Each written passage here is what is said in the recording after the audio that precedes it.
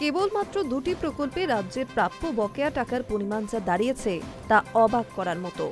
কাজ করিয়ে টাকা দেয়নি কেন্দ্র। ১০০ দিনের কাজ ও প্রধানমন্ত্রী গ্রাম সড়ক যোজনা প্রকল্প বাবদ কেন্দ্রের কাছে রাজ্য পাবে ৩,০০০ কোটি টাকারও বেশি। সম্প্রতি রাজ্যের এক বাসিন্দা তথ্য অধিকার আইন বা আরটিআই করে কেন্দ্রীয় সরকারের কাছে এই দুই প্রকল্পের বকেয়া কত তা জানতে চান। সেই প্রশ্নের উত্তরেই কেন্দ্র জানিয়েছে বকেয়ার অঙ্ক পার হয়ে গিয়েছে ৩,০০০ কোটি টাকারও বেশি। তার সঙ্গে আরও একটি তথ্যও মিলেছে। কেন্দ্র জানিয়েছে এই দুই প্রকল্পে গত ৩ বছরে একটি টাকাও রাজ্যকে দেওয়া হয়নি।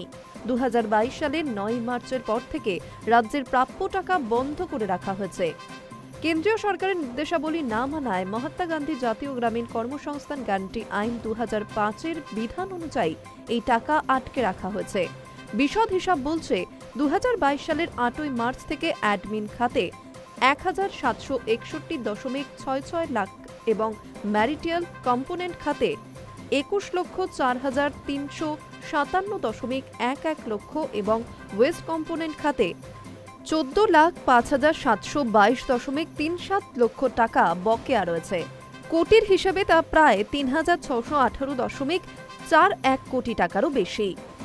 রাজ্যকে বঞ্চনার ধারা এখানেই শেষ নয়। সম্প্রতি রাজ্যসভায় এক প্রশ্নের উত্তরে যে পরিসংখ্যান কেন্দ্রের তরফে দেওয়া হয়েছে তাতে দেখা যাচ্ছে দেশে সবথেকে বেশি বকেয়া প্রাপ্য রয়েছে এই রাজ্যেরই।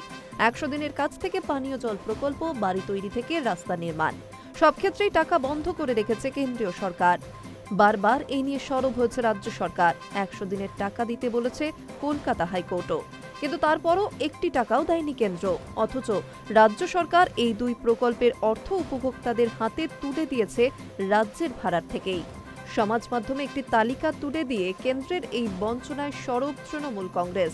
তারা সাফ জানিয়েছে অন্ধ্রপ্রদেশ, বিহার, উত্তরপ্রদেশের দফায় দফায় তাদের প্রাপ্য টাকা দেওয়া হচ্ছে, কেবলমাত্র সম্পূর্ণ টাকা বন্ধ বাংলার জন্য। Hi News network.